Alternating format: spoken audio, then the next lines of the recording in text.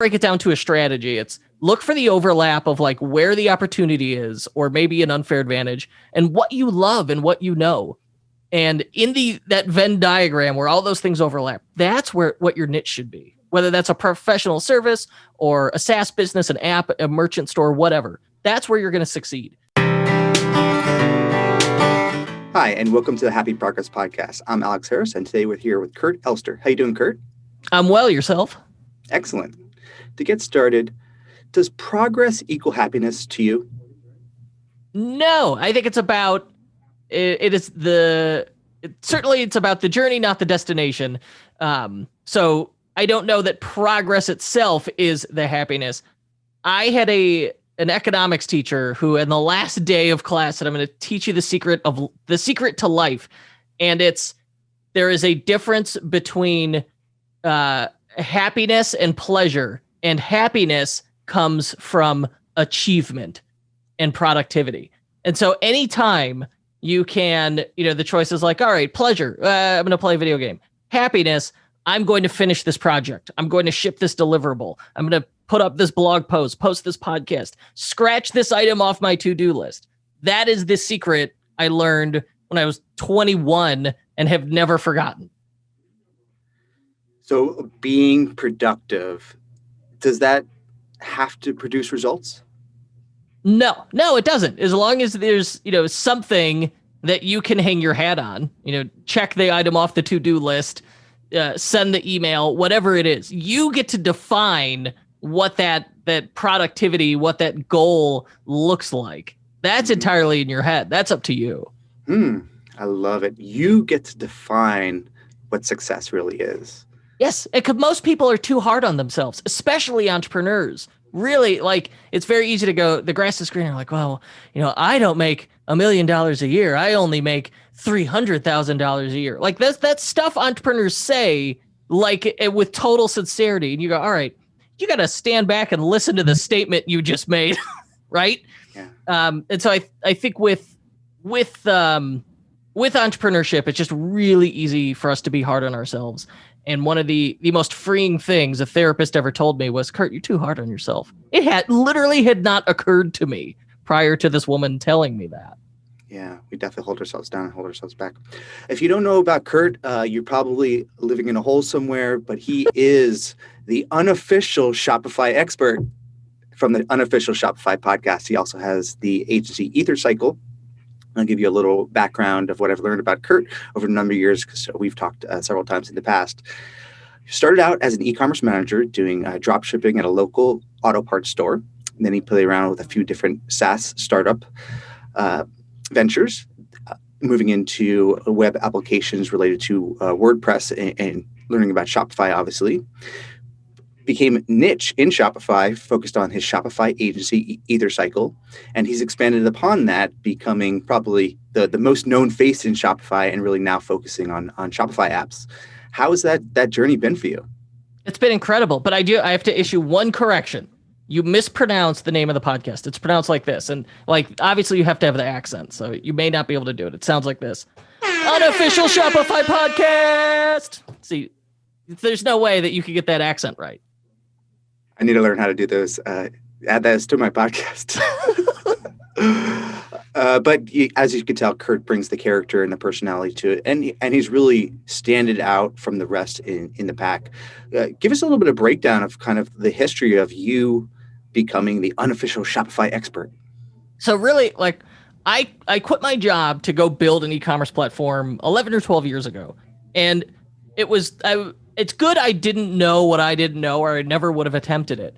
But trying and failing, and then pivoting from that, 5 years later, I discovered, it finally occurred to me, wait, why am I doing anything other than Shopify? I had this generalist mentality, well, if I catch the wider a net, the bigger the net, the more fish will catch. And in marketing, it really is not the case. And so we went from like generalist web design to e-commerce. And then within e-commerce, I said, well, let's try a bunch of platforms. And lo and behold, Shopify was still the one we liked best. And it just occurred to me one day after doing this horrible WordPress project for a big agency, for a big client, where just everything that could go wrong did go wrong. It was red flag city. right? It's just awful. Like I had to bail from that. And one day it occurred to me, wait, why am I doing anything other than Shopify? And so when I did that, I said, well, we'll start a podcast about it. We had a working title, Unofficial Shopify Podcast, which of course then I never quite got around to changing. And I said, I'm just going to stick to this and see what happens. Because I think oftentimes people's so-called failure is just they gave up too early. And it's because of probably unrealistic expectations. So within 60 days of saying, I'm the Shopify guy and I host the Unofficial Shopify podcast. And really, I'd only done a handful of Shopify projects at the time, but I said, I'm only going to do this. I'm going to dedicate myself to this. And really, I'm learning in public. And I set out to do that. And within 60 days, I was getting referrals from people I didn't know to people I didn't know going, hey, I heard you're the Shopify guy. Wow. That's the power of positioning. And so that was like my first real indication, is when you have strangers recommending you to strangers that like, well, this positioning is working. This marketing is working. There's something here. And so I just kept at it and kept moving my way up the ladder and I learned like, okay, it's okay to have a personality. It's okay to be you, to have a personal brand, to put some of yourself into it. And so I have an interest and a background in cars. I like the automotive aftermarket, and I started talking about that. And pretty soon that got me to Jay Leno's garage. And I got to go. I met Jay Leno and I got to do his garage, tour his garage and do his website. And then based on that success, if you had asked me, in 2010, hey, who's your dream client? And that was when I just thought I was a designer. Who's your dream client? I would have said HOONIGAN, this big automotive lifestyle brand. They had one of the most watched YouTube videos at that time called Gymkhana. And lo and behold, 3 years ago, almost exactly, the CEO emailed me and said, hey, we need help with our website. We think we should talk to you. I couldn't believe it. I reread that email like 3 times. Right? I'm like, wait, my dream client from when I started this just emailed me and said, hey, let's work together. I couldn't believe it. And so that, like, those moments were the ones that define for me and tell you like, hey, yes, you're doing something right. Yes, be confident and keep going. And you just need to keep looking for so if I had to break it down to a strategy, it's look for the overlap of like where the opportunity is, or maybe an unfair advantage, and what you love and what you know. And in that Venn diagram where all those things overlap, that's what your niche should be. Whether that's a professional service or a SaaS business, an app, a merchant store, whatever, that's where you're going to succeed. And then, the unfortunate part is, and because not everyone is in a position to do this, you probably will have to stick to it and stack the bricks building that business for 2 years, I believe. I think that's probably the typical amount of time and to dedicate to it, and not necessarily full time. And from there, okay, now that's when you're going to see a real business. I truly don't think overnight successes in business are a thing. We've had a few like tiny micro sites go viral overnight, but that's about it. Like the idea of an overnight success, I don't think we should ever even be talking about it because it's such strange expectations for people. I don't even remember what the question was. I went wildly off the rails. Well, I understand exactly where you're coming from, because in the past we have talked about calming manatee and things of projects that you did in the past. And if you want to go back and listen to one of my old videos that I interviewed Kurt about in 2014, you can go and listen to that one. 2014 is when you interviewed me. That would have been right when I was getting into Shopify. Exactly. But I started doing a tour. I'd figured out like, okay, I could guest on podcasts to talk about, the last 5 years trying and struggling to grow an agency, but like starting to see some wins along the way. Yeah. And in that interview, I asked you what your definition of optimization was. We're both into conversion optimization and we're talking about tools and tactics. And your answer was iterating on your return on investment, making slightly more money than you did yesterday. And it seems like that is your MO. You've done that with each of your individual endeavors to really kind of notch it up every single step, to learn from your past, what's working, what's not. Can you kind of take us through that thought process and maybe share some advice with other entrepreneurs who may be going through this? Absolutely. So, I had that early experience where I just said, well, I've worked in e-commerce, then I jumped straight to, therefore I should build an e-commerce platform. That's not iterating. That's just skipping way ahead. And it didn't work out for me. And so I knew like, okay, let's dial it back. Let's work with All right, I understand websites, so maybe I could sell a brochure website. Oh, I succeeded at that. Let's sell a WordPress website. Okay, sold a WordPress website to a local small business. Maybe I could pitch an agency to do fulfillment work with them on a larger client. Oh, now maybe I could go straight to the larger client. So it's much safer and better to iterate through a process. And so you always want to look at, like for me, it's I always want to look at my past wins. If I'm confronted with a problem and the problem is like, hey, how do we scale or how do we solve this? Look at your past wins and figure out, okay, what worked, what didn't, then double down on what worked. It's really not groundbreaking advice, but a lot of us miss this. And I think part of it is mindset. So one of the things I learned to figure out how to identify those scenarios, if they're not like glaringly obvious when you set out and look at it, is I'll ask myself, okay, in this situation, what would someone smarter than me do?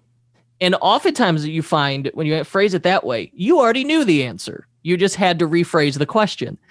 And if that one fails, then I ask myself, all right, well, what is the absolute worst wrong way to do this? And sometimes when you define the inverse, then the thing to double down on becomes obvious. And so that's the two of the questions I ask myself, the tactics I use to try and identify these things. But it's much say you're jumping in, and you have to start somewhere. But like once you've started, jumping into new things is going to be much higher risk than looking at, okay, what works, what's working in this business, how do I scale that? Or maybe what's adjacent to that? What else can I do similar to that? Or I've got a process that works. Can I apply it to something else?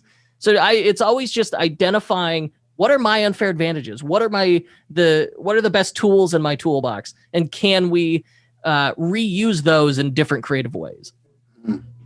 I love it. I mean, it's the classic optimization mindset to be able to constantly improve upon it, understand what works and what doesn't. I mean, we all want to do new things and try new things. I mean, I'm certainly guilty about it, but really understanding what has worked for you in the past is the easiest way to reach success a lot faster. Yeah. And then you said it, we all want to try new things. It's important to recognize the human brain craves novelty. We like new things.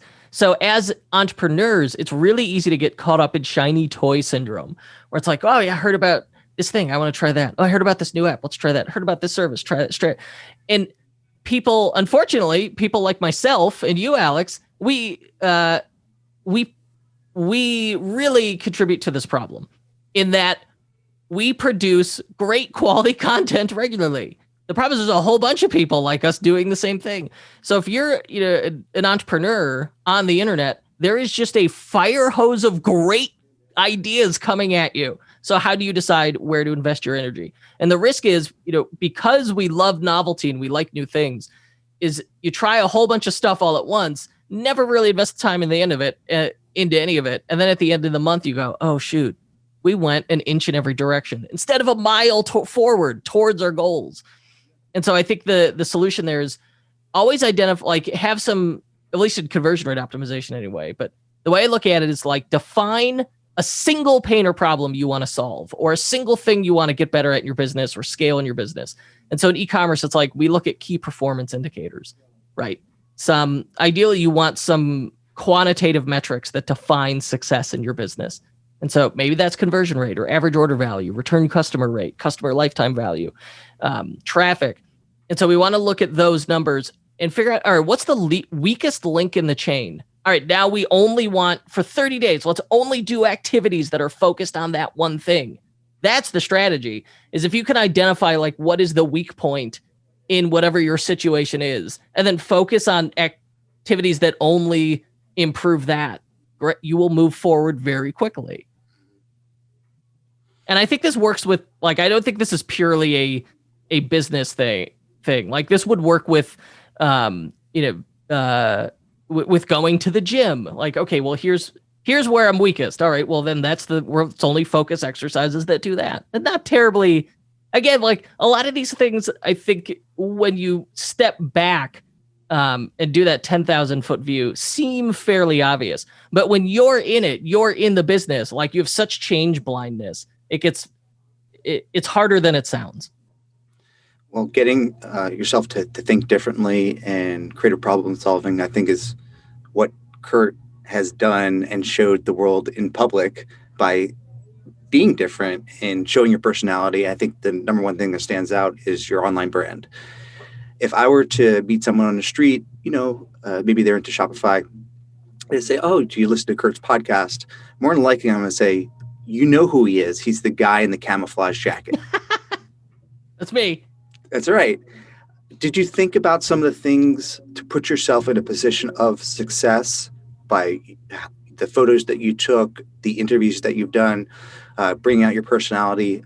Was that intentional? Oh, absolutely. Yeah, I quickly figured out. So the camo blazer, I had a lot of, I struggled with social anxiety. And so conferences and even doing podcasts were a real problem for me. And now I feel, I define myself as I think of myself as an extrovert. I'm a recovered introvert. And I thought I was introverted. No, I just had horrible social anxiety. And so when I went to conferences, it's very, very nerve-wracking for someone like that to be able to just go introduce themselves to strangers. And so I wore the camo blazer as an icebreaker, as a way to stand out so that people would come up to me, but also so I could tell people, "Oh, just look for the guy in the camo blazer." It worked.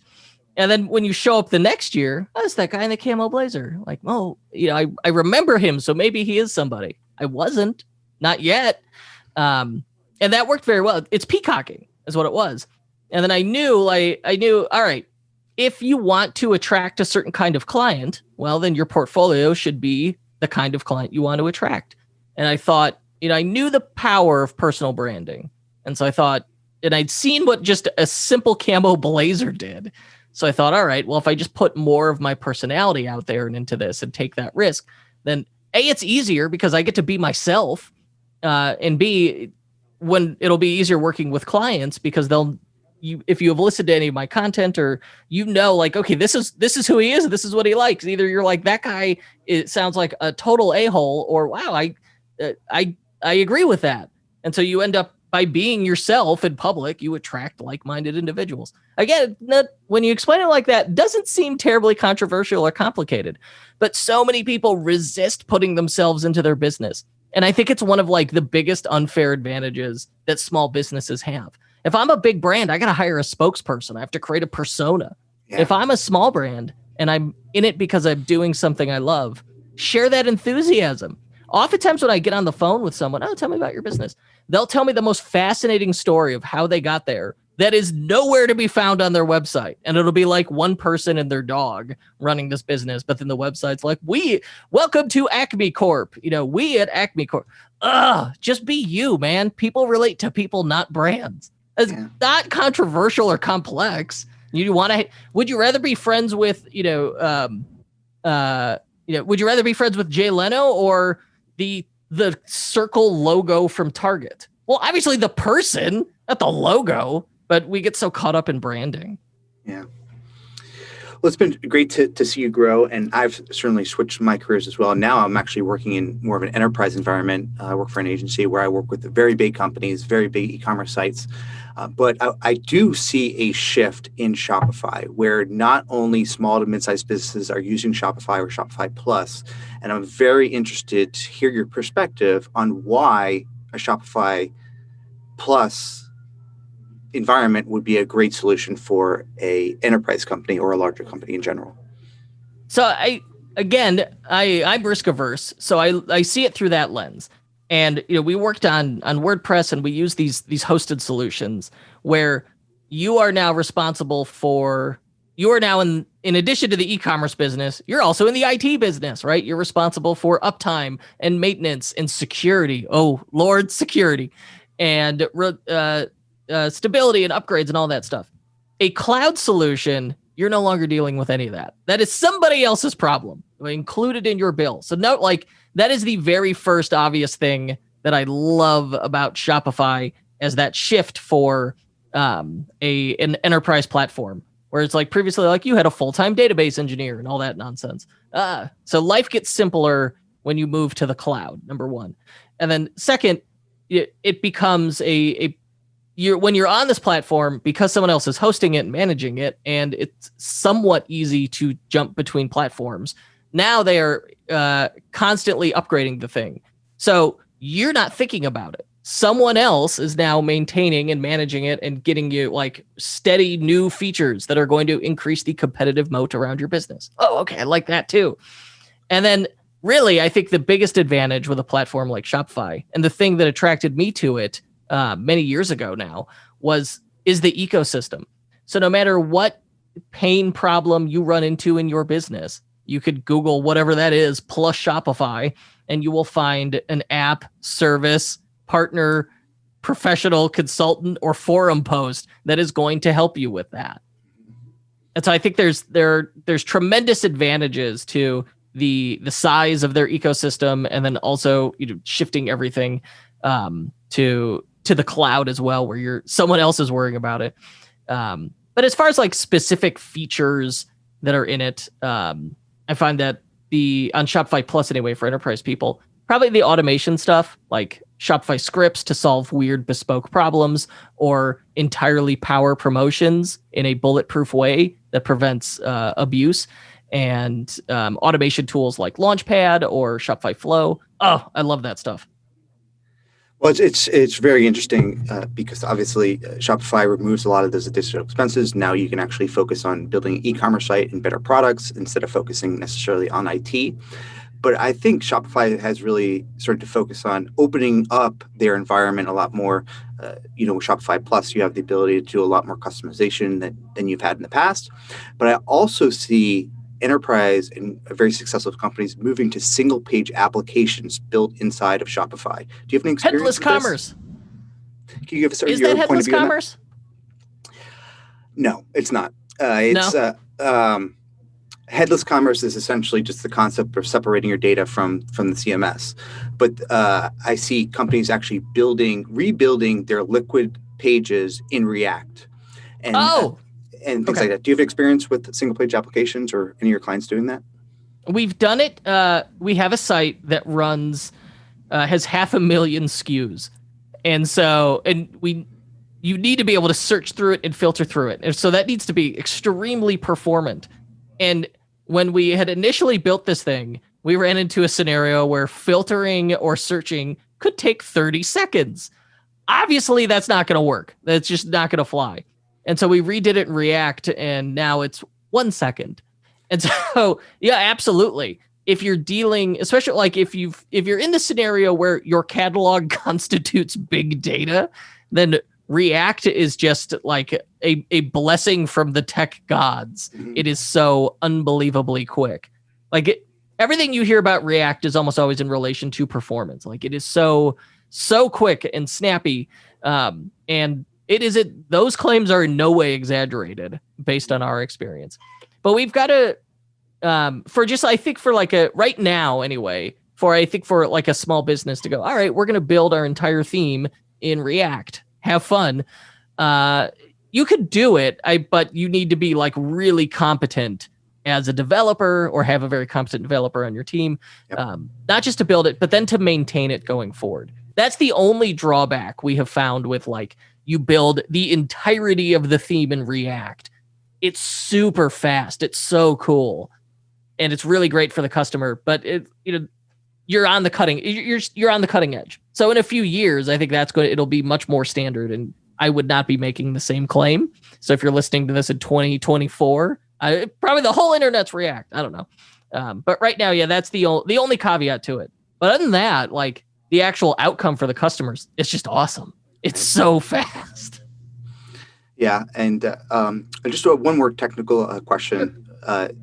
What about personalization? Because in the enterprise space, personalization is the biggest buzzword out there. Everybody wants to do it. No one's tracking it properly. No one can do it even right, or actually see an ROI in the right way. And this is what we do. We make sure that you're seeing actual results from your personalization.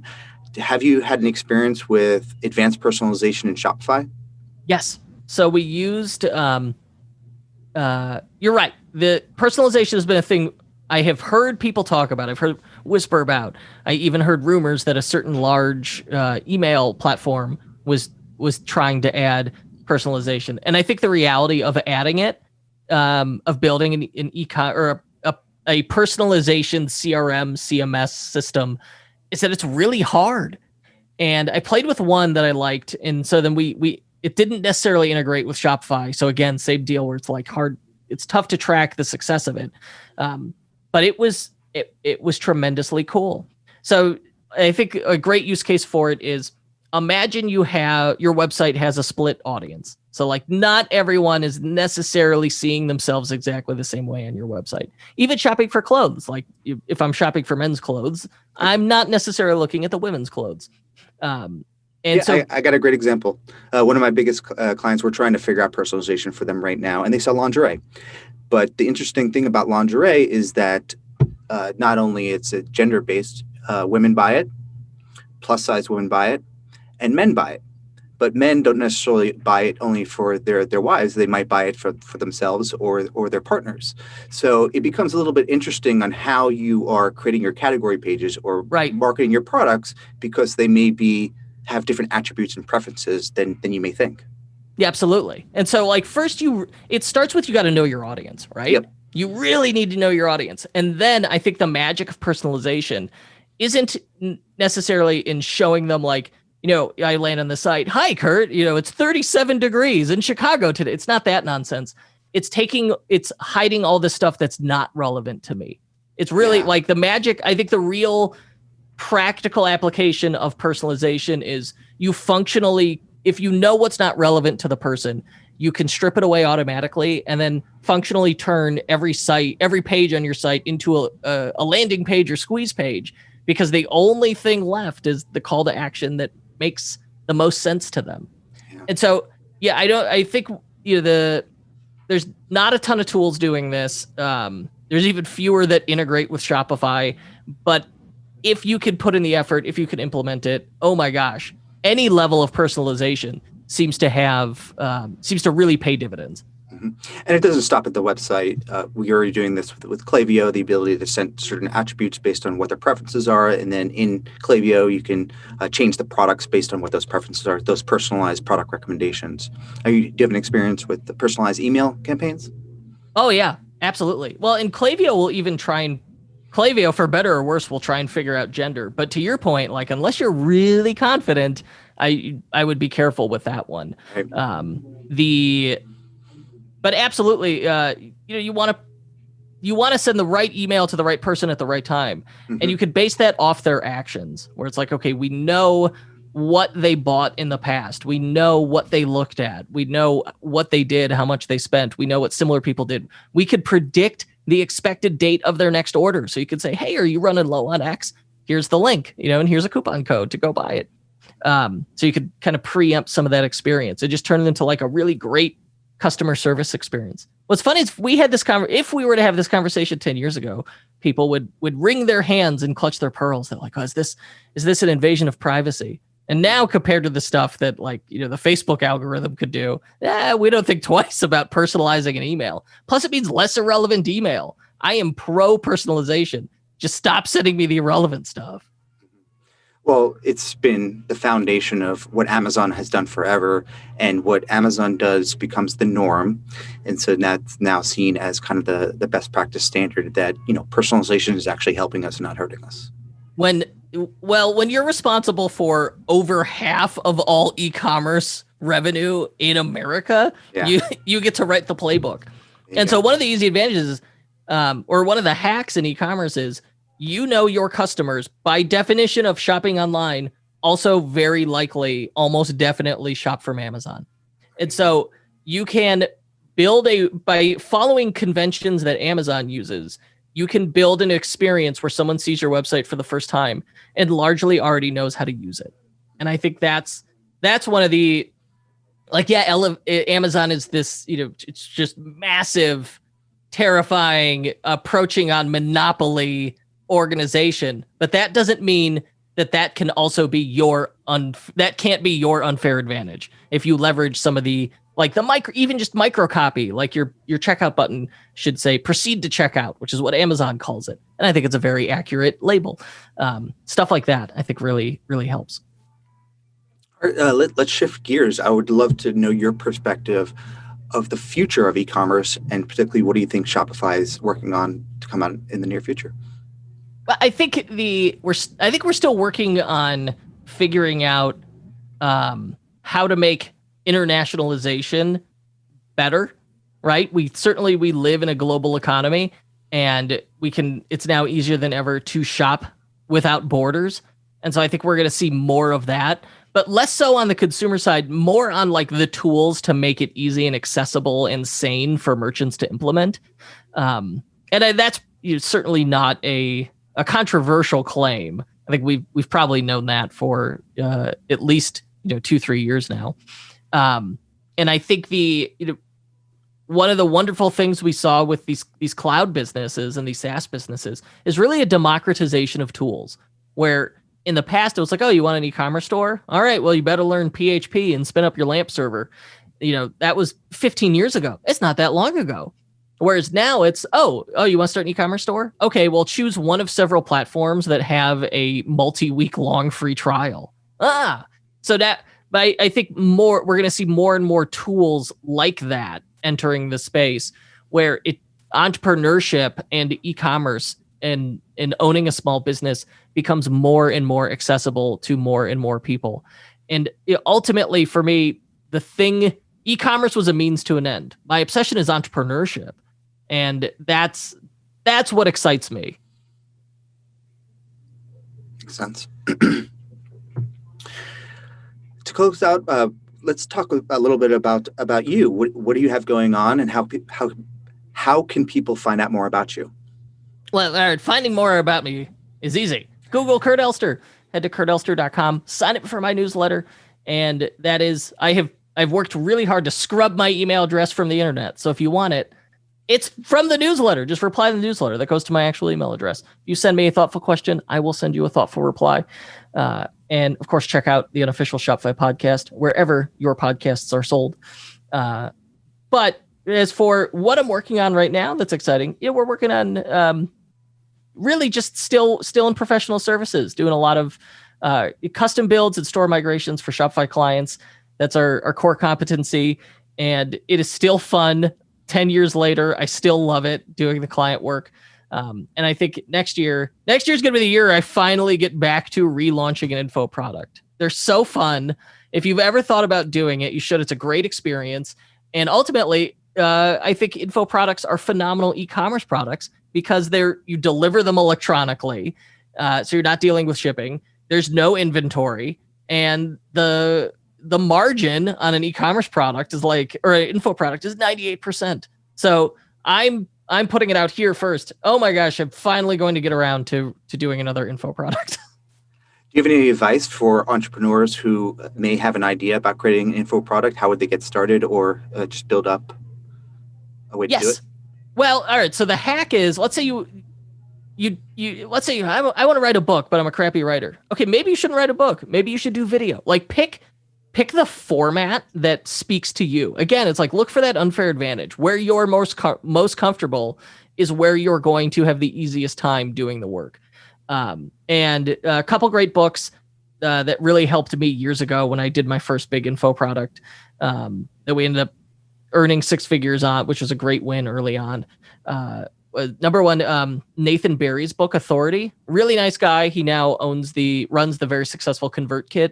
But before then, he did all info products. And so Nathan Barry's Authority is a great book. And Amy Hoy's Just Ship It is also, those two were what I read and then went, okay, I've got the blueprint. I have the playbook. Now I got to go write my first book. And I did. Also, whatever you're creating probably doesn't have to be as long as you think, is the other thing I learned over time. Nice. Let's leave the audience with some tactical tips that they can take away to actually improve their Shopify site for this upcoming holiday season. What are the top 3 tips that you would provide to prepare for the new normal in the holiday season? Okay. Number 1. So this one is not holiday specific, but I can almost guarantee your main menu, your navigation, is not as good as you think it is. Look at any major retailer's website. Their main menu will exclusively go to products or category pages. Nothing else. There's no about us, info, shipping policy. That's not going to be in the main menu. It lives in the top menu. It lives in the footer. So take a hard look at your main menu, because what we found is getting someone to your homepage, that's like someone walking past your storefront. Getting them to visit a product or collection page, that's like getting them into the store, where now they become significantly more likely to buy. And so that main menu really is where that starts. There's tip one. Tip number two, I've seen people saying like, well, do we really need to have COVID-19 statements anymore?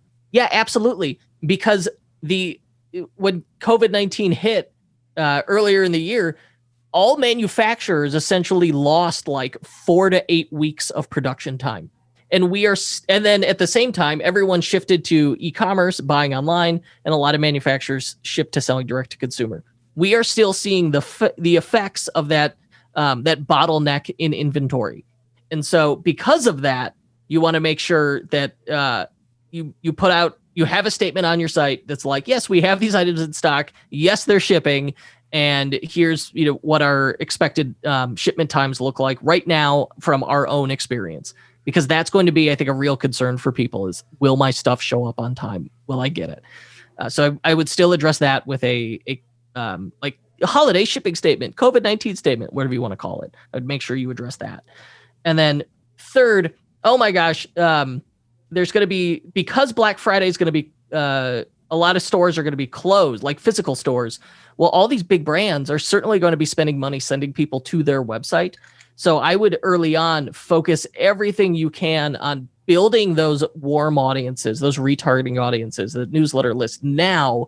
And then that way during the holiday, you cut the cold ad spend and focus entirely on, okay, let's just reach to that warm audience, those people who have seen us in the last 90 days, know who we are, and just want that excuse to buy during our promo. Yeah, it's certainly going to be an interesting holiday season with not everything focused on that one day, Cyber Monday, Black Friday. Maybe it's spread out across the entire month. Are you hearing the same thing from your businesses and retailers that it's just going to be totally different on the internet this year? Well, I don't think, we don't know what's going to happen, but I think what we're going to see is everything shifts earlier. Yep. Like I think a lot of people are running, piggyback Prime Day sales, that just sales that happen to coincide with Amazon's 2 days Prime Day sale.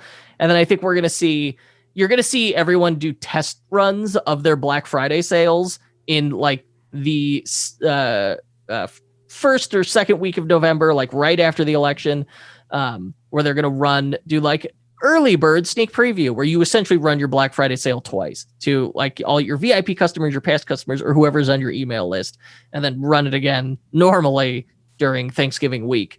And certainly I think the smart money is on starting that sale earlier.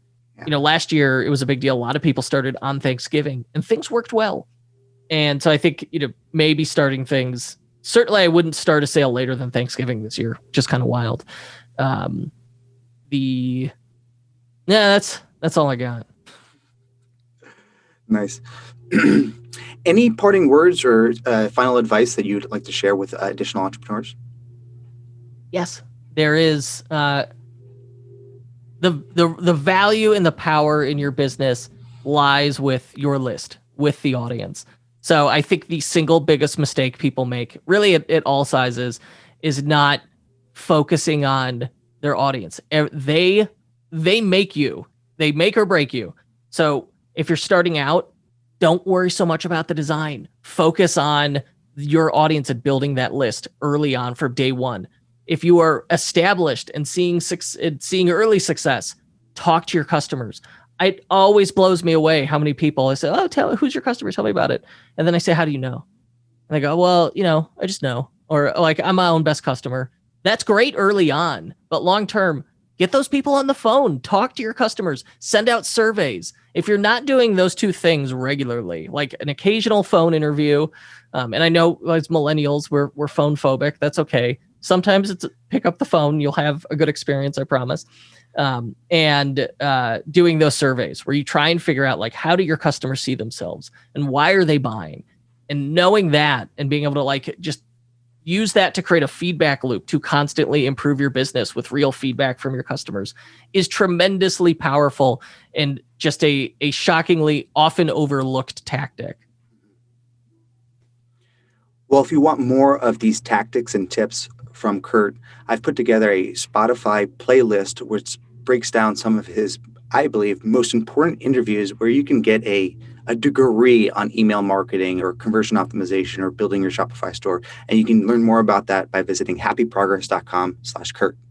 That's a fantastic resource. And I told you the pre-show interview, I don't know that anyone else is doing this. And I think doing your curated Spotify playlists as a continuing education resource is one of the most valuable things I've ever heard anyone do. So congratulations on putting that together. Thanks, Kurt. Thanks for your time. My pleasure.